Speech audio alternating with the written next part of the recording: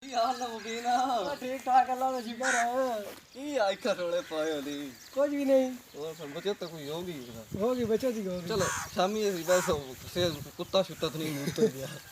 हां साडे जेड़े आ कुछ गल है ओही करना के बचत ही होगी बचत ही होगी कोई छोटे छोटे मारे ना पार एक ही तक एक ही जख्मी चलो साडा जेड़ा हक बनदा शामक वेले नाल ना तो छंटोर बैसांगे ये उन्हें करे पूछना पूछे तो कुत्ता छुट्टा तो नहीं उतरी की हाल चाल है ठीक ठाक है ना गल भी एडी कोई ना पंजाबी एक कहावत आ बा चुत्तिश पानी नहीं बागां रोग पे लग गया छोर एक आई गुजारा उदा पूरतड़ा जी आई नाल एक और छोर चुदरा टाइप जा उदा थोड़ा गुजारा चंगा जी आई दुआं दी की दूजी नाल होगी तलक कलामी तो जनाब जेड़ा पूरतड़ा जा छोर आई ना कमजोरड़ा वो बड़ा उठ के आवा बड़ा बिड़ा जुड़ा नाल जेड़ा सबाब वाला छोर आई वो थोड़ा कंट्रोल करा मामला थोड़ा चुप्पा छपावा फिरदियां लड़दियां करेनियां तक जनाब लेकिन डंडा इत्था लग गया जख्मी हो के चंगा भला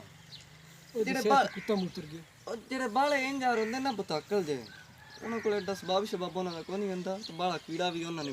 बेड़ा दोंदा ठीक है दादा इस गल्ला तो गुरेज करना चाहिए है भेड़ा तो बच के रहो तो अनमुल्ला भेड़ नहीं लवींदा अनमुल्ला भेड़ नहीं लवींदा ते एक बड़ी कोजी जी गल आ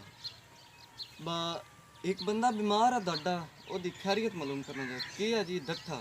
एक्सीडेंट होया बीमार है तो चस्का लेना किवें डट्ठा किवें नहीं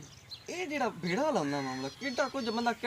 ਕੈੜ ਲੈਣਾ ਹੁੰਦਾ ਆਲਾ ਵੀ ਬੰਦਾ ਕਿੱਡਾ ਪਚੀ ਪਾਉਂਦਾ ਕੀ ਆ ਫਲਾਣੇ ਸਾਡੇ ਛੋਰਾਂ ਦਾ ਭੇੜ ਹੋਇਆ ਉਹ ਜ਼ਖਮੀ ਹੋਇਆ ਤੋਂ ਦਿਖੇ ਕੈੜ ਲੈਣ ਗਏ ਇਹ ਗੱਲ ਹੁੰਦੀ ਹੈ ਜੀ ਅੱਲਾਹ ਪਾਕ ਖੈਰ ਕਰੇ ਬਸ